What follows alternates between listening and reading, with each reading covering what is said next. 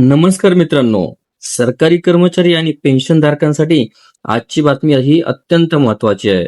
कारण 8व्या वेतन आयोगाबाबत एक मोठी चर्चा सध्या देशभर चालू आहे. जर कर्मचारी संघटनांची मागणी मान्य झाली आणि फिटमेंट फॅक्टर 3.83 लागू झाला, तर सध्या 18,000 रुपये असलेले किमान बेसिक वेतन थेट 68,940 रुपयापर्यंत जाऊ शकते. होय मित्रांनो, हा आकडा ऐकून अनेक कर्मचारी उत्साहित झाले आहेत. सध्या विविध कर्मचारी संघटना सरकारकडे वेगवेगळ्या मागण्या करत आहेत. ऑल इंडिया ट्रेड युनियन काँग्रेसने फॅक्टर 3.00 करण्याची मागणी केली आहे. फेडरेशन ऑफ नॅशनल पोस्टल ऑर्गनायझेशनने 3.25 ची मागणी केली आहे. तर NCGCM अर्थात नॅशनल काउन्सिल जॉईंट कन्सल्टेटिव्ह मशिनरीचे सर्वाधिक 3.83 फिटमेंट फॅक्टर लागू करण्याची मागणी केली.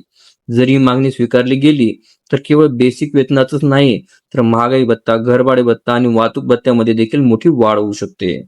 मित्रांनो, 7व्या वेतन आयोगामध्ये फिटमेंट फॅक्टर हा 2.57 इतका ठेवण्यात आला होता. त्यावेळी किमान बेसिक वेतन 7,000 रुपयावरून 18,000 रुपये इतके करण्यात आले. आता सर्वांचे लक्ष 8व्या वेतन आयोगाकडे लागलेले आहे.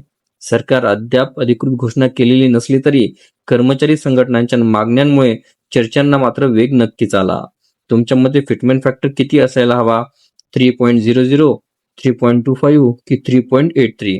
तुमचं मत कमेंटमध्ये नक्की सांगा.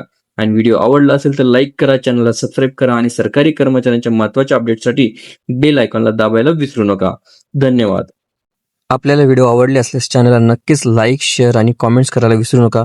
तसेच चॅनलला ऑल नोटिफिकेशन्स ऑन करून सबस्क्राईब करा, जेणेकरून व्हिडिओचे सर्व नोटिफिकेशन्स आपल्याला सर्वप्रथम मिळतील. लवकरच आपण पुढच्या व्हिडिओमध्ये भेटूया. तोपर्यंत नमस्कार.